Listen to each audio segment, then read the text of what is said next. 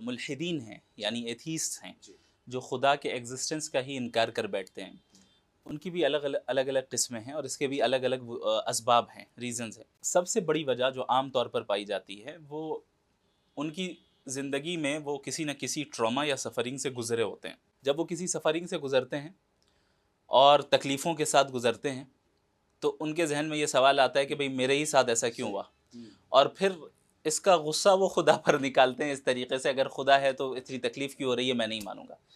در حقیقت جو اکثریت ہے خدا کے انکار کرنے والوں کی، یعنی اس کے ایگزسٹنس کے انکار کرنے والوں کی، یہی سبب میں مبتلا ہے، اسی سبب کی وجہ سے وہ انکار کرتے ہیں۔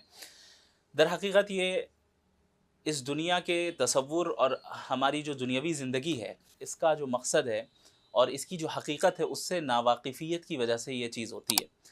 ہمیں یہ جاننا چاہیے کہ ہم اس دنیا میں کیوں آئے ہیں۔ ہم اس دنیا میں اس لیے آئے ہیں چونکہ ہمارا امتحان ہو رہا ہے، ہمیں خدا کو راضی کرنا ہے، اور اس امتحان میں کامیاب اگر ہم ہو گئے تو ہمارے لیے ایسی جنت کا وعدہ ہے جو کسی آنکھ نے نہیں دیکھا، کسی کان نے نہیں سنا، اور جس کی امیجنیشن بھی کسی کے جو ہے دماغ میں نہیں آئی، یعنی اس کے بیونڈ ہے یہ۔ تو اتنی بڑی جنت اور اتنی بڑی نعمت کس کو ملے گی؟ ان کو ملے گی جو اس دنیا میں سفر کر کے جا رہے ہیں۔ کیا رسول اللہ صلی اللہ علیہ وسلم نے سفر نہیں کیا؟ کیا صحابہ کرام کو تکلیفوں کا سامنا نہیں ہوا؟ آپ پوری تاریخ اٹھا کر دیکھیں۔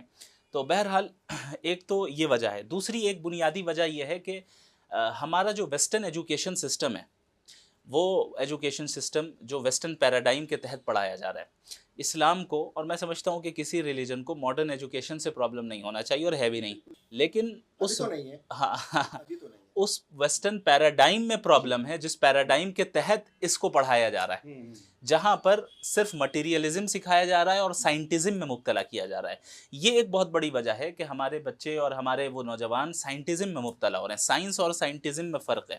سائنس یہ ہے کہ آپ اپنے فزیکل ورلڈ کو ایکسپلور کریں اور زیادہ سے زیادہ دنیاوی ترقیات بھی کریں، گاڈ کے سیٹ کیے ہوئے گائیڈ لائنز کے دائرے میں رہ کر۔ سائنٹزم یہ ہے کہ بس یہی ٹروتھ کو حاصل کرنے کا واحد طریقہ ہے۔ جب تک کسی چیز کے تعلق سے امپیریکل ایویڈنس ہمارے پاس نہ ہو، امپیریکل ایویڈنس کا مطلب ہوتا ہے وہ ایویڈنس جس کا تعلق ہمارے سینس آرگن سے ہو، کہ ہم کسی چیز کو محسوس کر سکیں، کسی چیز کو چھو سکیں، میجر کر سکیں، دیکھ سکیں، ناپ سکیں، تبھی جا کر ہم اسے فیکٹ مانیں گے۔ سائنس کا مدار اسی پر ہے۔ جبکہ ہمارے ورلڈ ویو کے اعتبار سے جو صحیح بات یہ ہے کہ سورس آف نالج بنیادی طور پہ 3 ہیں۔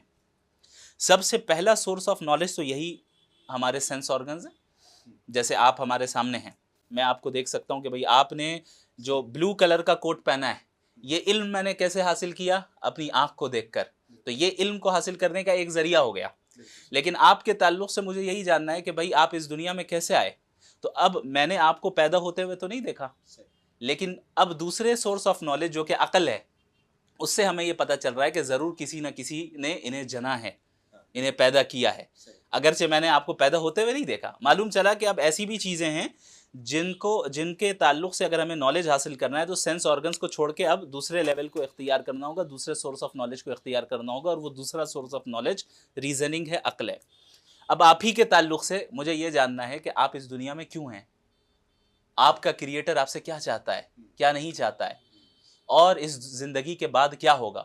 یہ ایسے سوالات ہیں اور ان سوالات کا تعلق ایسے ڈومین سے ہے جہاں سے آپ نالج نہ سینس آرگنز کے ذریعے جان سکتے ہیں، نہ محض اپنی عقل کے ذریعے جان سکتے ہیں۔